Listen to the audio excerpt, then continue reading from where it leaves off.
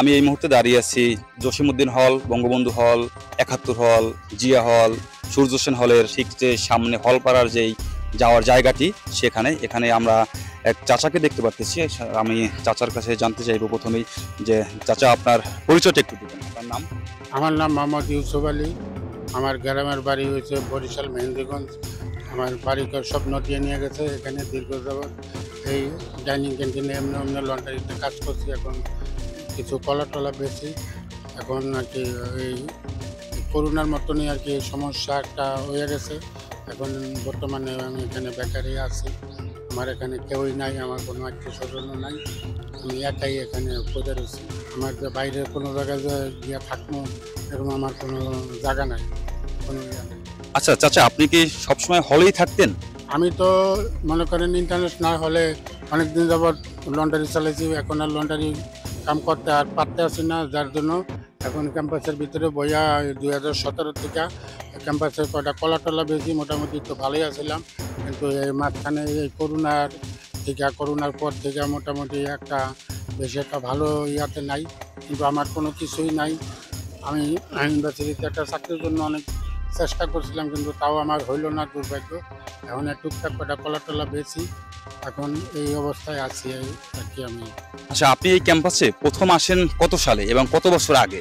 আমি আইছি 1980 সনে। তখন তো এরকম কোনো খারাপ কিছু ছিল না, তখন ভালো ছিল। সবার লেখাপড়া সব কিছু ওকে ইয়া আছে। আস্তে আস্তে অনেক কিছু মারামারি এটা ওইটা হয়েছে। তখন তো আমরা হলে কাজ করছি, বাইরের খবর জানি নাই। আচ্ছা, আপনি যখন এসেছেন সেই থেকে আজকে দিন পর্যন্ত এই যে ফাঁকা ক্যাম্পাস, এটা কি আপনি আর কখনো দেখেছেন এভাবে ক্যাম্পাস ফাঁকা হতে? না, এভাবে আর কখনো ক্যাম্পাস ফাঁকা হইতে দেখি নাই। কিন্তু যত ইচ্ছান গেছে বা কত মারামারি হয়েছে, কিন্তু এইভাবে কোনো সময় ক্যাম্পাস ফাঁকা হয় না। শুধুমাত্র করোনার সময় এরকম ফাঁকা হয়েছে।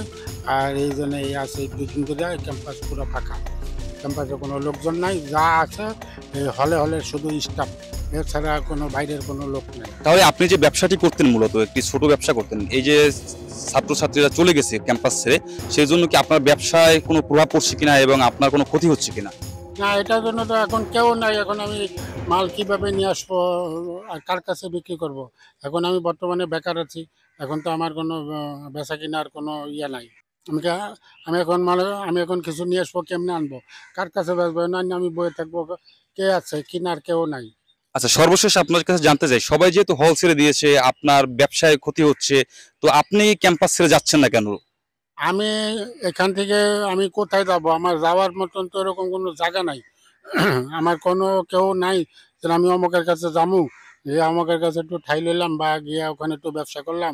কিন্তু একটু চেষ্টা করতে আছি যে যদি একটু শান্ত হয়, তাহলে হয়তো বাইরে কোনো দিকে গিয়ে একটু টুকটাক কোনো একটু ব্যবসা বাণিজ্য করবো আর কি। তাহলে আপনি কি চাচ্ছেন খুব দ্রুত সময়ের ভিতরে এই সমস্যার সমাধান হোক এবং সকল ছাত্রছাত্রী ক্যাম্পাসে ফিরে আসুক? হ্যাঁ, অবশ্যই, অবশ্যই।